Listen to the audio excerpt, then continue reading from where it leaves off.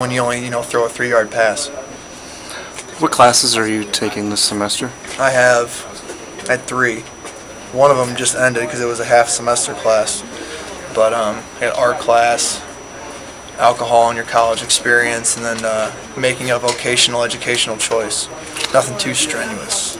So, what I'm leading up to here is that this has allowed you to go wild this year with your film preparation, I imagine. Mm-hmm. Yeah, I have a lot of time, which is great. I don't have to put much into school, and that's great. And it's given me a lot of opportunity to watch more film and be in here and have a better idea of what's going on with each defense each week.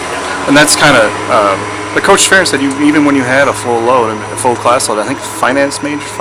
No, interdepartmental, but it's business, so I take all those classes. You made up your own major. That's cool. Yeah, I made it up. No, is that what it is? I don't know.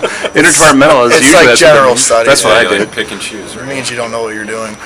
Basically, it means you're not smart enough to get into business schools. I think what it means. That's how I look at it. You said it. That's what my advisor says. Like, yeah, you can't quite get into business school, but here's another option. I'm like, oh, okay, just tell me how it is. I'm not smart enough. I understand. But Coach Farron said that you were watching a lot of film, even though. Yeah. But before, when you were taking what 12, 16 hours. Yeah.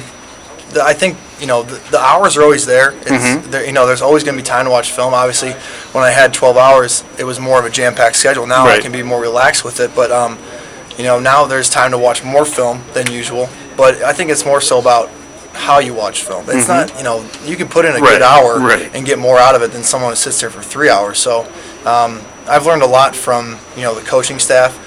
I've learned a lot from new GA David Rye, who's working with the offensive line. He played quarterback here, so in the summer he taught me a lot about watching film, what to specifically look for, and I've taken that with me and try to use it and pass it on to other guys on the team, and having a more critical eye when you're watching, and because it's easy to stop and just start watching the game and watching the ball, and you're not even watching what you need to watch. So you really have to be in tune with what you're doing when you get in that film room. It's definitely a mental exercise. You put the phone away, all distractions, anything that can take your focus away, and you just be very critical with your eye, and you kind of train yourself to do that. I think that's the biggest difference in watching film that I've learned over the years here. Do you know when to say when with film, though? Paralysis by analysis? Do you know when to say that's enough, time to go? Or can I usually watch everything, so when I'm done watching everything, and I feel confident about it, there's nothing really else to do. There's times I might be on a trip, and I'll get to the hotel and there's still something I'm not sure on. So it's all about how comfortable you are with what's going on, how confident you are. I think if you feel confident and comfortable, then you don't see the need to watch that again because you already know it. But if you have a question about it, you can always pop the film back on and get it answered. How do you get that feeling? How do you get that feeling like that? The feeling like, okay, that's enough, or I got it. It comes with the confidence. If you're feeling good about it, if you're not, your body's not going to lie to you, and you'll go ahead and watch more film. It's something that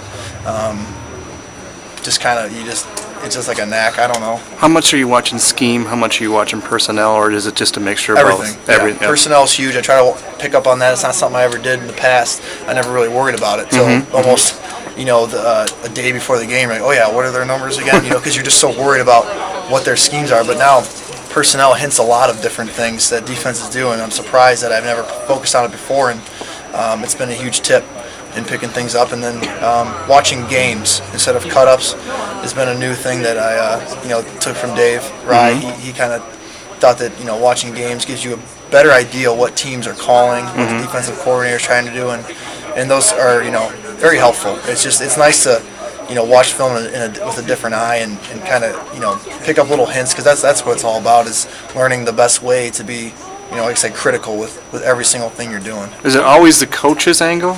Is it always behind the coach's angle? It's always you have side view and then you have the back view, so you have two views of it, and it's pretty easy to see. How many hours